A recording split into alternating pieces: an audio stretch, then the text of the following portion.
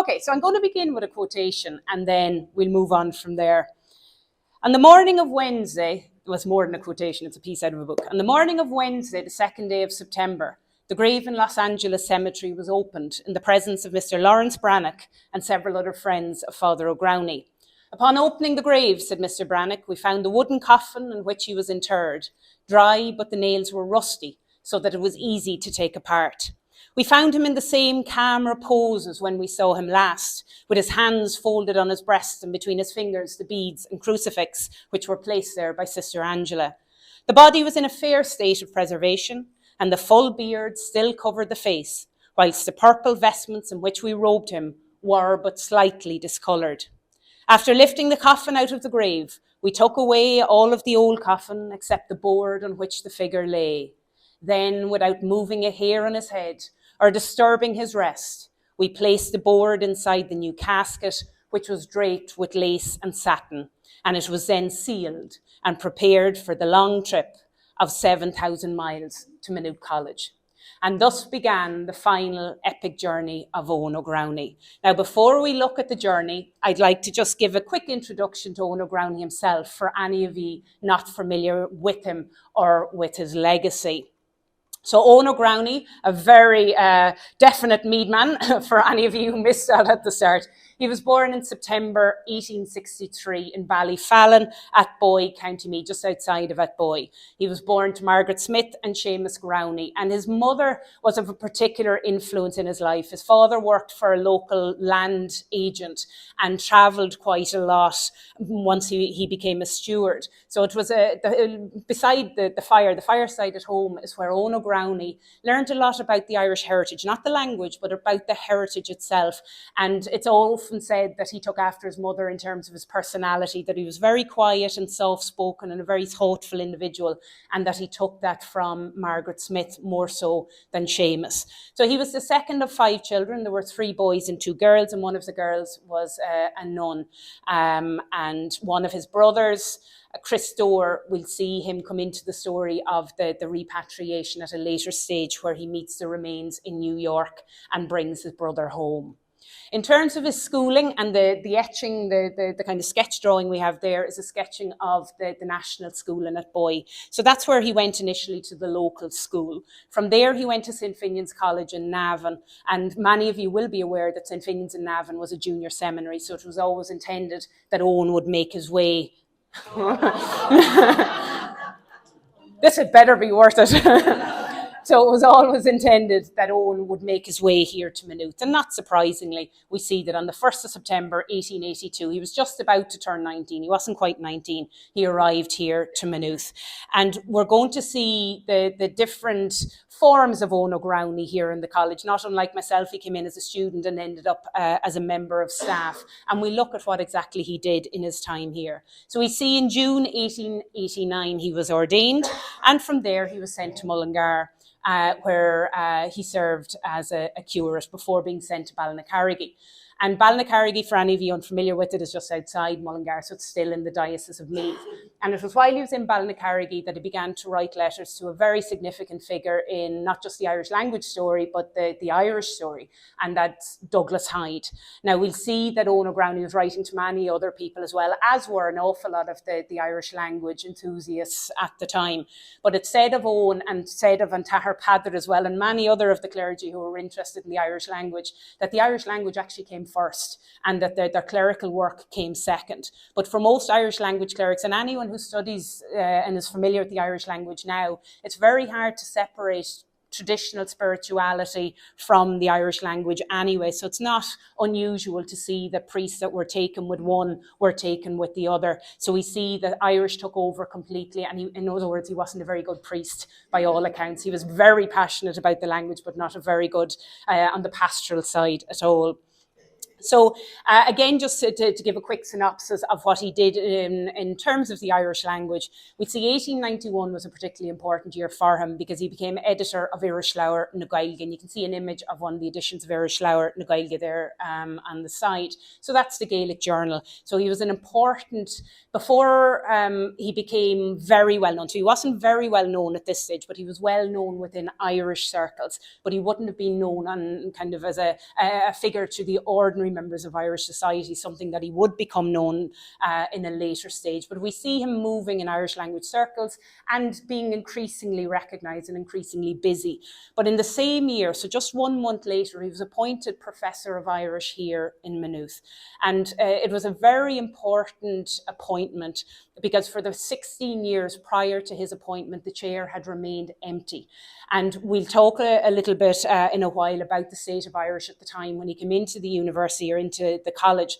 But it's of note that this was something that he took up the appointment because he felt he had an obligation, and not in a negative way, but he felt that when the opportunity arose, that it was something that he needed to do as much for the sake of the language here as anything else. In 1893, some of you may be familiar with the simple lessons in Irish. You may have come across them at some stage, but he started writing them in the weekly Freeman. So as many publications started off, it was within the newspapers, and he'd have the weekly exercises. But the simple lessons, if you note the year here of 1893, that's also the same year as Conradh na Gaeilge was founded.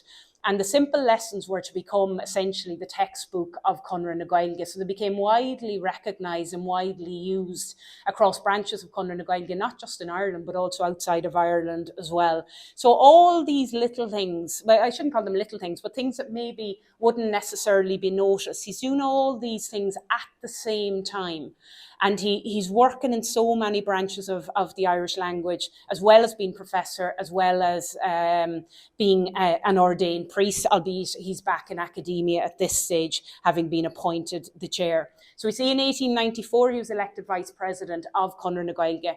Eoghan Ó Gramhnaigh wasn't at the inaugural meeting of Conradh na Gaeilge because he had to be at another meeting in Edinburgh, but he was involved in the foundation of Conradh na Gaeilge. So it came as no surprise when he was elected vice president.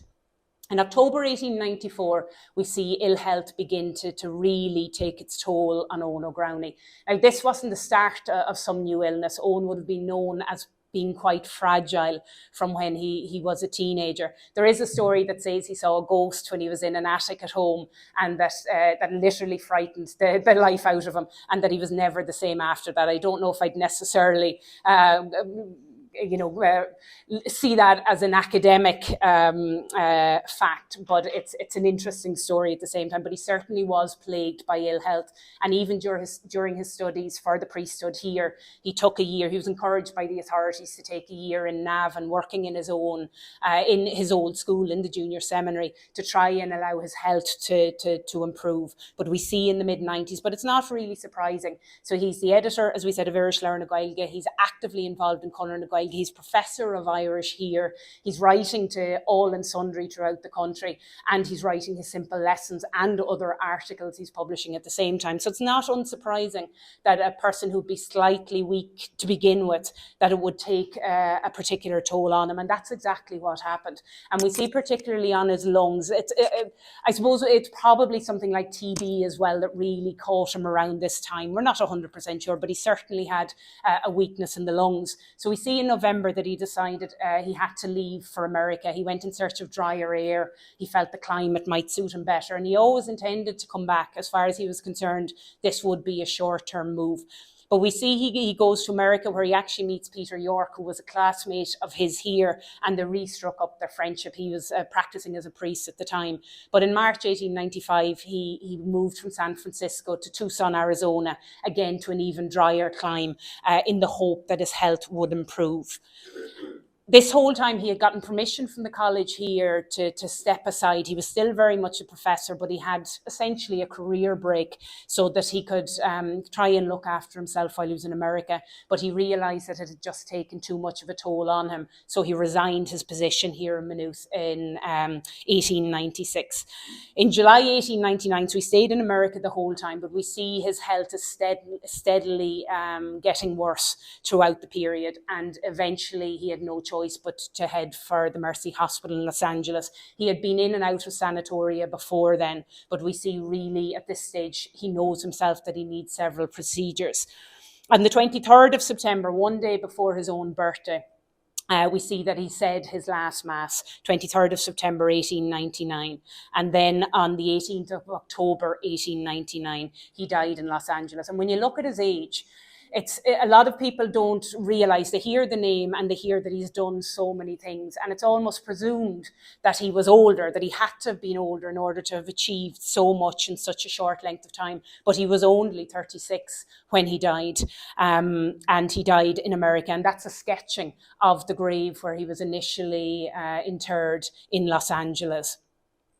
And if we look a little bit now at the Irish language, where he got his Irish language from, we understand now that he had a central role in Conradh na Gaeilge. He was involved in Irish Learn na Gaeilge. He was professor here in Maynooth. But where did that particular interest come from? Because he went to school in that boy and there was no Irish. In the national school that he went to. It wasn't the thing that he was ever familiar with. He was around 14 years of age before he ever really encountered the Irish language. And we see that it was on a farm in Drier, so close enough to Rathcarn, it was Slachte and the Hill of Ward in County Meath, just outside of Atboy. His father, Seamus, was a steward on the lands of Abraham Coles. And we see that Eoghan, as approximately 13, 14 years of age, that he's on the lands and he's walking around the lands and he meets some of the labourers. And he just says hello to the labourers and they reply to him as Gaeilge. Now, he doesn't know what the language is. He's not familiar with it. And he begins to question what the language is that's being spoken. And he's told, well, it's the Irish language. And straight away, he begins to think, right, well, the Irish language, there are obviously still speakers, but I want to learn the Irish language, and how do I go about it? And he began to root out, and it's the only real description for it, but to root out local speakers, because we have to think at the time of a lot of the attitudes towards the Irish language. And an awful lot of people didn't like to admit that they could speak Irish and tried not to speak it if they could at all. But he encouraged different, I suppose they saw no threat in a young teenage boy who was interested in the language. And we see there were three people in particular that had an influence on him at this stage of his life, outside of the workers that sort of lit the spark initially. Michael McKenna is one of those people, and Michael McKenna was a neighbour of his, and he had a considerable collection of books, and he let Eoghan just go through the books and take whatever he wanted. And around this time, the Common Boon Cusanta na Gaeilge, or the Society for I was going to say the Prevention of Cruelty to Irish, but the preservation, so technically it does work, the preservation of the Irish language, they brought out a whole series of booklets for learners of the language, and he got them all. And the initial one brought out in the series, there were 45,000 copies of it. Were produced. And the idea of 45,000 copies of anything in Irish now, we'd be delighted if we could ever manage something like that. So Eoghan went through, and you can see among Micheál McKenna's collection was Tagas Christi din Lay. And I suppose because Eoghan was already in the junior seminary and theology was an area of interest, it's not surprising that particular work had an influence on him. And then, as I say, he acquired further books. But this particular individual, Nanny Shields, they struck up a great friendship. She was an older woman, and again, he found out that she spoke Irish. She didn't have any books, but she spoke it, and she was willing to talk to him. So pretty much every day on his way home from school when he was in Navan, he called into her, and he'd have a little notebook, and he'd write down phrases from her and ask her questions about the Irish language. And she was very reluctant at the start to actually speak Irish to him. But then, and I think this is again the mother's influence on Eoghan that we spoke about, and his soft personality. And he just drew her affection almost, and she became very interested in him and very willing to support him in his learning. And mention is often made of Johnny Gantley. I'm not really sure the importance of him being a local horse trainer, but Eoghan Ó Gramhnaigh is said to have been very interested in horse riding, and there are a number of photos of him in America on horseback while he was out there, albeit quite physically unwell. But he was another local man who spoke Irish. So we see that Eoghan almost falls accidentally onto the Irish language through the speakers on the farm where his father is stewarding. He then takes it upon himself to begin to learn the language and to learn it from scratch, and to sort of set himself up for I suppose at this stage he doesn't know he's going to have a future in the Irish language, but his passion begins at a very young age, and it's self-driven really, and we see that right throughout his time here.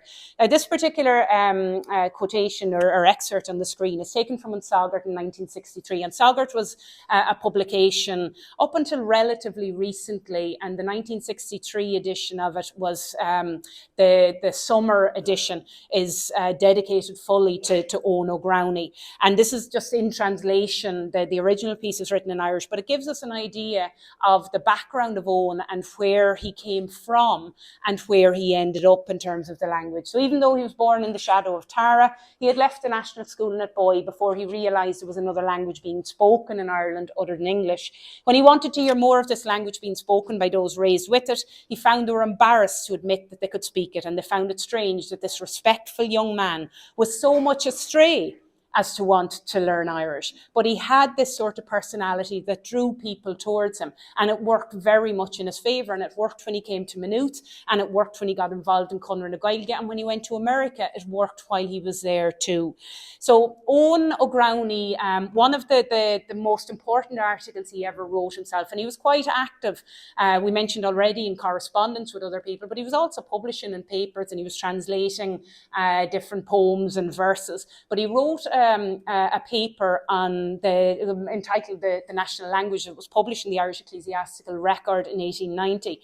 And in it, he looks at the role of schools and looks at Irish in schools. And he says it's no fault of the teachers that people don't have the opportunities, but these opportunities should be afforded, because a young mind is when if we can get children to start learning Irish, then there's some hope for the Irish language. And obviously it was based on his own experience as well, that he was a little bit older learning it, and he understood the intricacies of it and the difficulties of trying to learn it. So he was very interested in the education system and in the place of Irish on it, and what could be done about it. So just before Ó Gramhnaigh came here, I'd like us to get an idea of what Irish was like. So we know he's been through schooling where he's not doing any Irish, but he started Irish at home himself. And the first piece here, the first bullet point, it's taken from Eoghan Ó Gramhnaigh by Sean O'Callaghan, which is a small biography of Eoghan Ó Gramhnaigh. Sna blianta sin bhí múna na Gaeilge the game of bísle riamh sail and cloiste. So in those years, the teaching of Irish were at their lowest ever ebb in the college. And I've mentioned to you already the thing about the chair of Irish, that there was no professor of Irish between 1877 and 1891. And the college was dependent on postgraduate students from Dunboyne House to teach classes. So if they had a student available, Irish was offered. If they didn't, Irish wasn't. But even around the students' abilities to study Irish, there were some unusual rules, restrictive rules. So they were only allowed to study Irish during 1 year of their studies, and that had to be towards the end, where priority was given to formation and the language was left then to the end. But there were only two different classes offered. One was a beginner's class and one was an advanced class. So there was nothing there for the person who did the beginner's class and who wanted to move to the next level. It was one extreme or the other, but nobody had to attend these classes. So there was no compulsion on anyone to attend. So let's go. So when Eoghan Ó Gramhnaigh came in, we see that at the stage where he was attending the Ordrong, because he has his Irish at this stage, that 150 students were entitled to study Irish along with him, and only 3 did it, himself and 2 other students. So there was no real encouragement. There was no real support for either the teaching of Irish or for the studying of Irish when he was here. But he saw something that a lot of people didn't. And I suppose partly as a person who came by accident onto the language, he saw a huge opportunity. Because if you think of the National Seminary and you think of people coming from every part of the country, we had a unique situation here where every single dialect of the Irish language was represented at some stage here. And that can't be said about anywhere else as far as I'm aware, but it certainly can be said about here. So Eoghan saw a huge opportunity to learn from native speakers from different parts of the country. And we see that he really starts to encourage, I'm sure he annoyed students initially, but that in the end they realised again there was no harm in this individual. He genuinely wanted to learn Irish. And he set up lots of little things. And one of the things he set up were what were known as the buinte, or these groups. And if any of you that are familiar, and when we head to the graveyard, we'll be out the back of the college, but the walkways around the back of the college. he saw an opportunity where the students couldn't really do anything else. They were allowed to walk. So why not set up little groups that were speaking Irish together? So he picked a native speaker who would be a máiste, so the master, and then 2 or 3 students who wanted to learn Irish, and they'd walk around together, the students asking him the questions and him, that being the master, and the master answering and giving them the words in Irish. So he took lots of steps. This is why he's a student. He took lots of steps like this to try and encourage people to use the language and to recognise what they had and what people who didn't have, what they could have if they took up these opportunities. And he spent most of his summers in various Gaeltacht regions, but particularly in Inishmaan. And he spent a lot of time on Inishmaan, and he collected the different verses and that while he was there too. And in 1885-86, that's the academic year, he set up a student society here in the college. There was already a debating society, and he kind of said, well, why shouldn't we have an Irish society as well?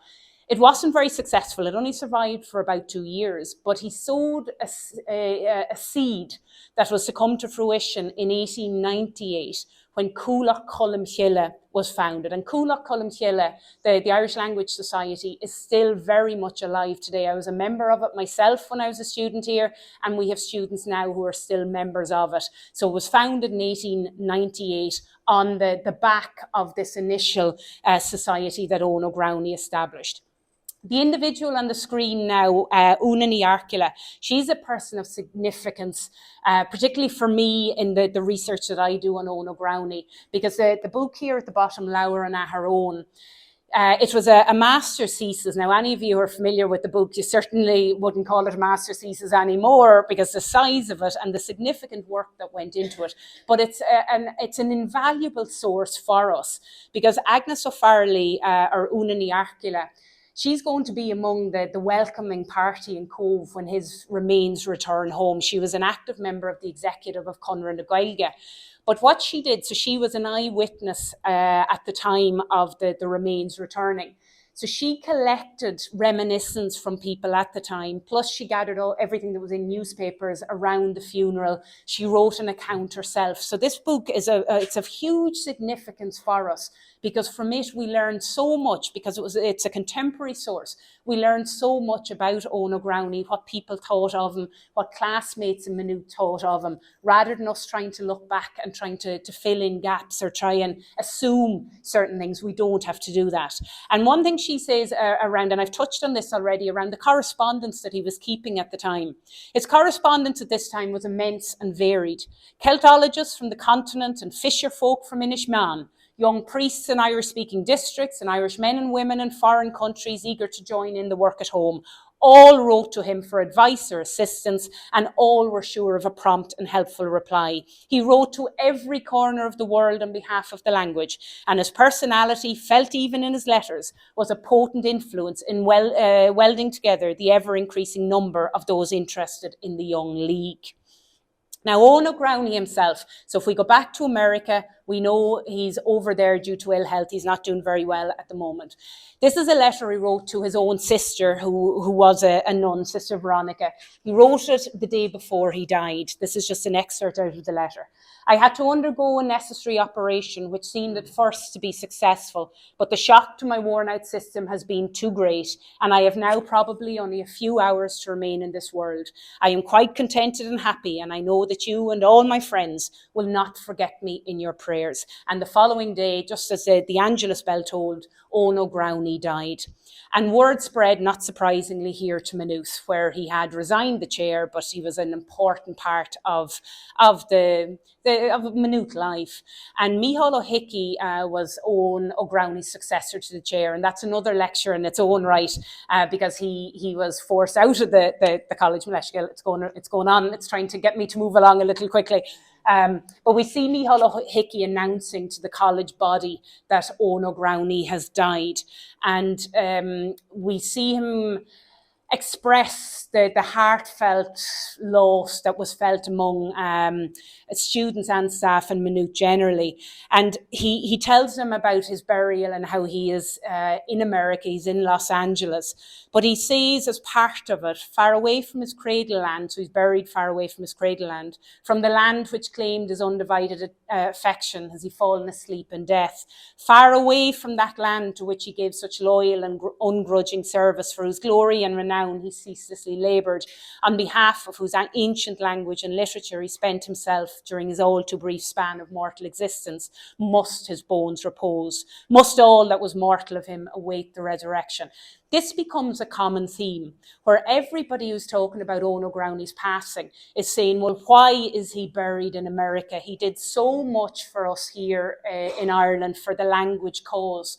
It's not right that he should be buried so far away from the country that he loved. And even towards the end, where Mícheál Ó Hickey talks about him spending himself, like it was widely believed that he died of exhaustion, that the ill health behind it all, that he just worked so tirelessly and so hard that his body wasn't able for it. So it became a very common theme. And Lawrence Brannock was one of his classmates here, and he was one of the last people to talk to Eoghan Ó Gramhnaigh. He met him in America and he sat with him. And they had a conversation about his impending death and where he might be buried. And he says to us that before his death, I asked him about many things in case he should die, which was a rather delicate subject to speak on. He said he would be buried here. I felt sure, however, that his wish was that he be buried in Ireland, and that his reason for saying this was that he had no means left to provide for the sending of his body to Ireland. Owing to his great humility, he would not even think that his remains would be sent home by his loving countrymen. So people began to think, okay, he said he'd be buried in America, but that's practical. It's because he didn't have the wherewithal. So we see Brannock then call out to Irish people. Irishmen, it is our sacred duty to bring to Holy Ireland, the land for whose honour and language he martyred his young life, the precious bones of Father Ó Gramhnaigh, whose memory, as long as Gaelic lives, will never be forgotten at the Irish fireside or at the fair or market, on mountain or moor. This is taken up by Fáinne an Lae, one of the newspapers at the time. Few Irish men or Irish women would be ready to believe that Father Ó Gramhnaigh had any desire to rest in faraway California. To him, as to myriads of his people, the resting place was one of necessity and not of choice. It would be a great tribute to his services to take home the mortal remains of one who had served his nation so well. The question is one which should not require to be flogged into the thoughts of his fellow countrymen. So this is now not just in individual speeches, but it's in the media of the time. And there's this idea that Eoghan Ó Gramhnaigh must be brought home. Not that he should be, but that he must be brought home. And Conradh na Gaeilge in America, that's where the money was. The money wasn't here. And his remains were in America. So there was an opportunity for Conradh na Gaeilge, the branches in America, to give something back. And we see the League in Chicago kind of taking the front row on this. And they had a meeting in August 1901 and this decided that they had to fundraise, they had to collect the money and to allow his remains to come home. And they started a fund, and on Wednesday the 2nd of September, as we heard at the very start of the lecture, his remains were exhumed, and thus began the journey home.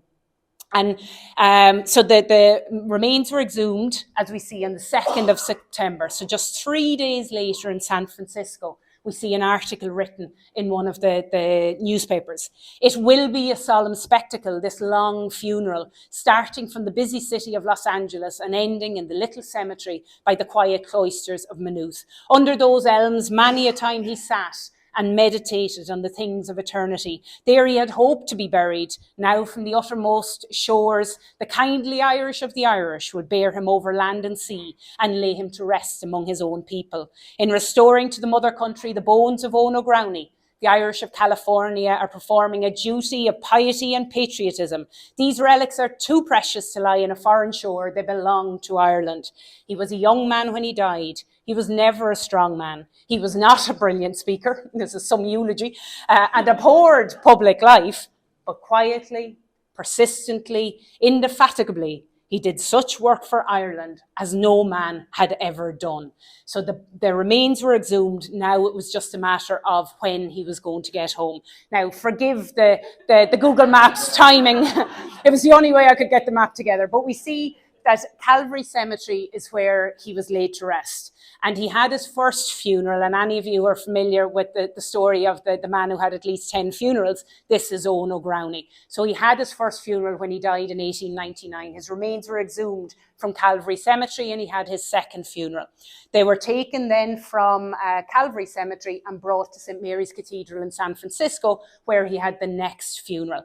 Now, the important thing along to remember along each of these parts of the journey is that every single time he lay in state for, well, in San Francisco, he actually lay in state for nearly a week. But in most cases, it was for a day or two. And he was flanked at all times by some Hiberno societies, some Gaelic societies. There was the Knights of Tara, the Knights of Columbus, the Ancient Order of Hibernia. There were people that guarded him along and stood aside him along every branch of the journey. And in each of these in each of these stops along the way, he had at least one funeral. He always had the Order of the Dead. Now, I'm not 100% sure what the difference is between them, so potentially he had even more funerals. But the prayers, in all cases, there was a different person to give a eulogy, and in most cases, the eulogy was given in Irish, in these big cathedrals all across America. So this is a photograph. It's a little bit grainy, but it gives an idea at the same time. So this is San Francisco, and you can see the Guard of Honor. And the eulogy here was given by Peter York. And I mentioned Peter York already. He was one of his classmates here. They actually met on the very first day when they both came into the cemetery at the same time. And Peter York was in New York, as it happens. He was a priest in New York. And when Eoghan Ó Gramhnaigh went to America first, he met back up with Peter. And we come today, so this is an excerpt from his eulogy. We come today to pay such honour to the memory of Eoghan Ó Gramhnaigh as is paid to few men. After a lapse of 4 years, we take up his remains and carry them over land and sea that they may lie in peace among the dead of his own nation. Men may ask why the signal honour should be shown Eoghan Ó Gramhnaigh. The answer to this question is found in the life work of Father Ó Gramhnaigh. In a short time, he achieved much, and his achievements remain. His career was short, but it was like the blast of a trumpet among the hills. Eoghan Ó Gramhnaigh saw and was able to make others see that the whole existence of the Irish race is bound up with the Irish language. A language is the soul of a people, and when a language dies, the soul of the people dies with it. He understood that to let the old language go was to betray the cause of nationality. From there, the remains travelled to Chicago, and we see along the route, the initial stages, Father York travels with them and Lawrence Brannock travel the whole way. But as we come to different points, there are additional people, including Christo, his brother, who'll join in New York. So now we head to Chicago, where we had another funeral. And this funeral was in the Cathedral of the Holy Name. And it was Reverend Thomas Judge who gave the eulogy at this particular funeral. And he was a professor of logic and mental philosophy here in Maynooth, while Eoghan Ó Gramhnaigh was the professor of Irish. What was the secret of the charm, the fascination and the magnetic influence that Ó Gramhnaigh exercised on Irishmen the world over? It lay in the fact that he was a Celt in every fibre of his being. He surrendered himself, heart, mind and conscience, to Irish sentiments, ideas and principles. Love of the old land took up the harp of his life and smote all its chords. So we can see in each of these the same basic message, that this was an individual who was selfless in what he did, that he loved this country, he loved the language, and that this was why these steps were being taken to bring him home.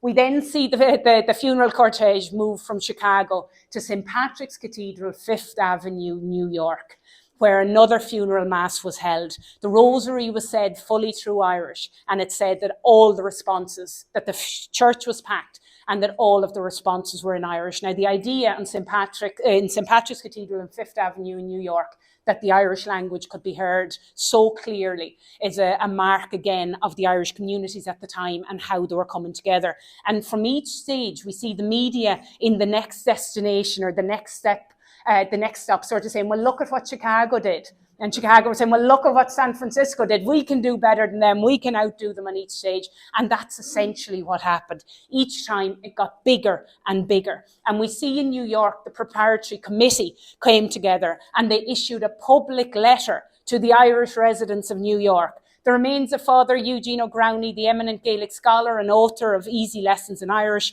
will arrive in this city on their way for final interment in Irish soil Thursday evening. Here, the last honours which the Irish race in the Empire City can pay in reference to his memory will be given. The casket will have passed from its temporary resting place in Los Angeles to San Francisco, where all honours that loving Irish hearts can contribute will have been given. Chicago also will have paid its tribute of respect to his remains by magnificent outpourings.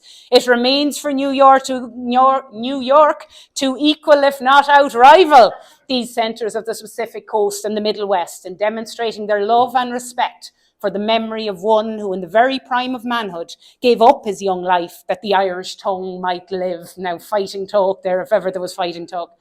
Now, the plan was that the funeral would take place in St. Patrick's, the final prayers, and that the whole cortege would go down to the port and accompany the remains. But the ship that you get, what would we call it? The sketching of the ship on the screen is the Campania, belonging to the Conradh line. So they were the ones with responsibility for bringing the remains across the Atlantic. And when they heard that there was going to be this massive procession down to the port, they said no, because they said because of the superstition of if other passengers found out that there were remains on board, that this was something that couldn't happen. So it ended up that he had to be left at St. Patrick's Cathedral, and only those that were sailing, accompanying the remains across the sea, were actually allowed to go down to the port in New York with them.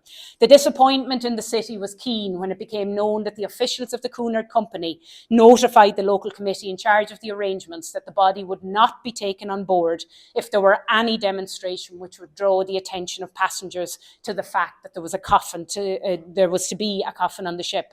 All the arrangements having been already made to travel by the Campania, there was nothing for it but to yield. So the casket within its oaken cover was silently taken from the cathedral and placed within the great liner. Then the four pallbearers took their place of honour and trust, preparatory to the long voyage. Everything had pointed to a great send-off from the eastern shore, but it was not to be. And quietly, Eoghan Ó Gramhnaigh left the busy city where 9 years before he had landed unnoticed in the crowd. So it was very poignant statement about this man who arrived unnoticed, left pretty much unnoticed. But that's not the case, because the remains had travelled right across America. And now we see the trip across to Cove. So we, from St. Patrick's Cathedral down to the port in New York and over to Cove in Ireland. And this is back to Una Niarcula, and she's the person, Agnes O'Farrelly, I mentioned already, that was among the executive committee, or a member of the executive committee of Conradh na Gaeilge. She was one of the people who was charged with travelling out in the tender to bring the remains from the Campania onto the tender and to bring them to the shore. And so this is her account of that day. For a long time, we waited down by the quay. At last, about 2 o'clock, the Campania was signalled off the old head of Kinsale, and before long we were all on board the Ireland, a special tender generously given by the Cunard Company as a mark of respect to the dead. We crossed the bay with the flag flying at half-mast and made for the open sea, leaving the bay some miles behind. As yet the Campania was not in sight, so the little vessel lay for some time, poised on the big waves of the Atlantic. At length, the huge liner was seen as a speck on the horizon. Then her two funnels became distinct, and soon her whole outline appeared, bearing rapidly down upon us, her decks crowded with passengers of every nationality, Ó Gramhnaigh coming to his own.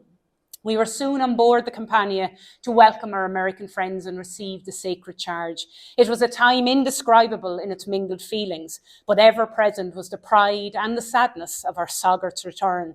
There in the midst of all was the casket in its massive case of oak clasped in copper, and with bated breath we watched them move it into the tender.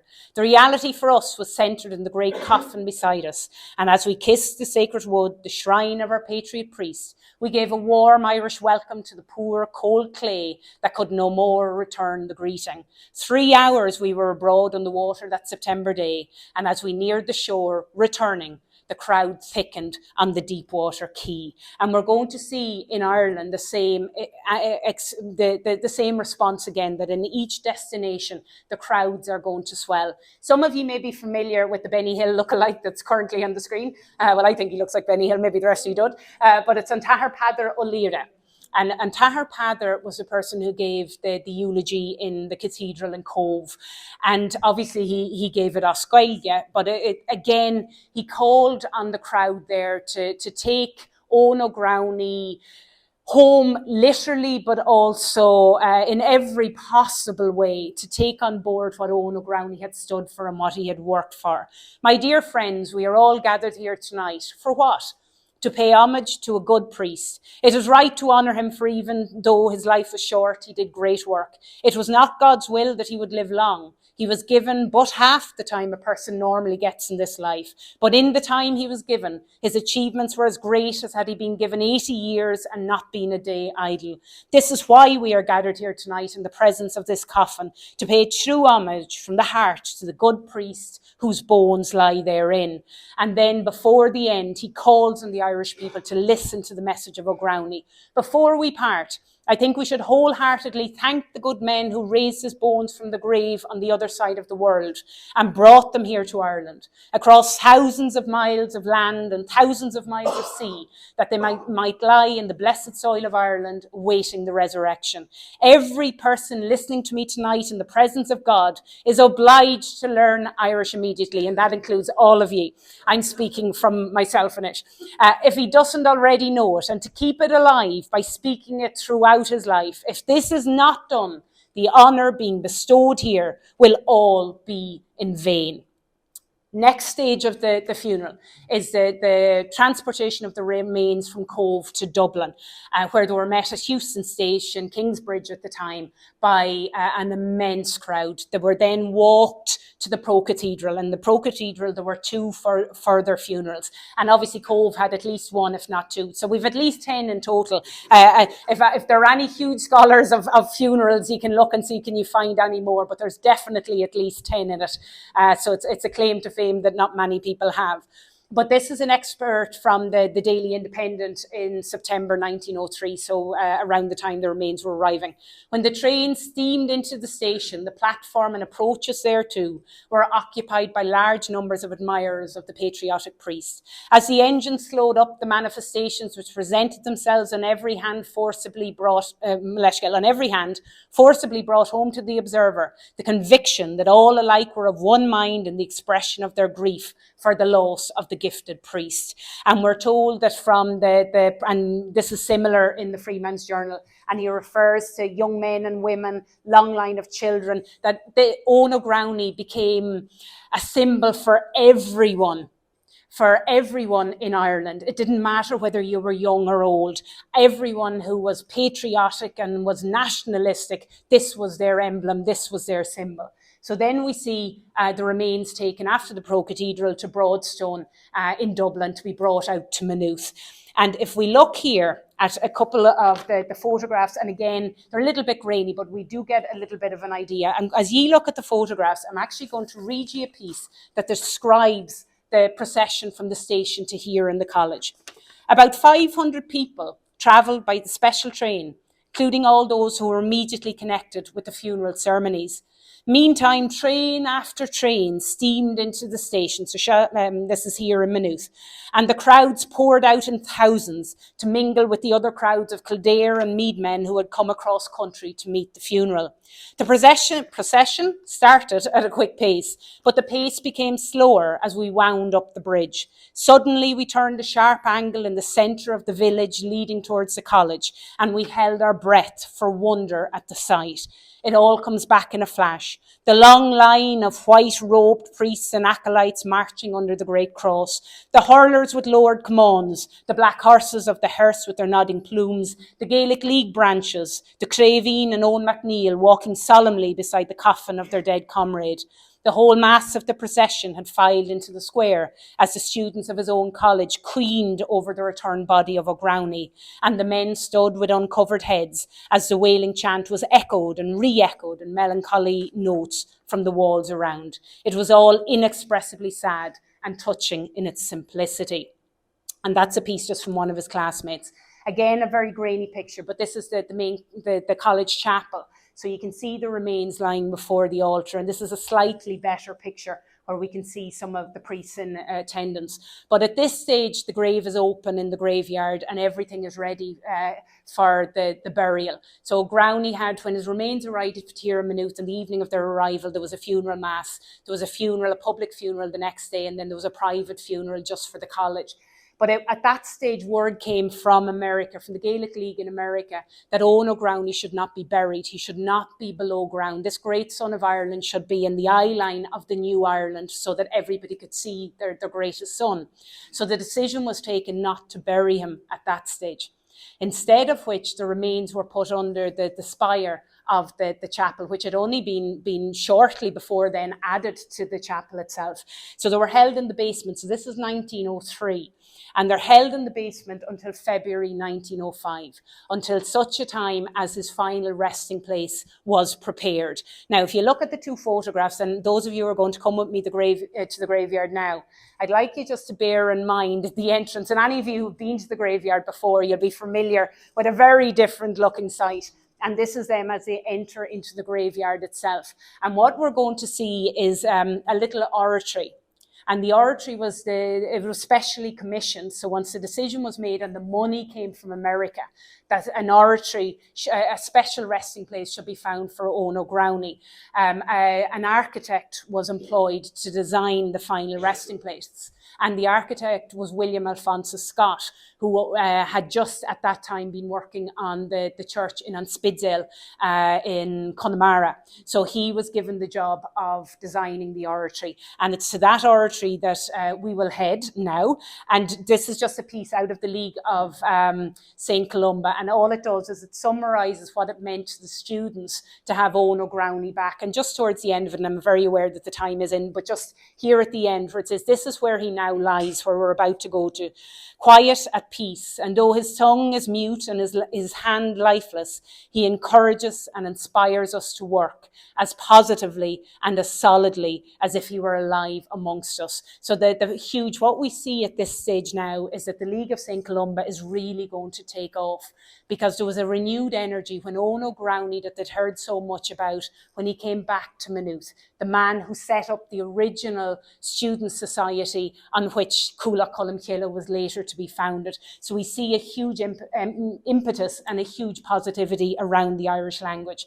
And how they started that particular article was to say, agus a hóise in our Mascanseo a Religan Cloiste, that he is here among us in the college graveyard. And on that note, it's to the college graveyard we'll head so that we can take a look at where he has been laid to rest. Or Magadh.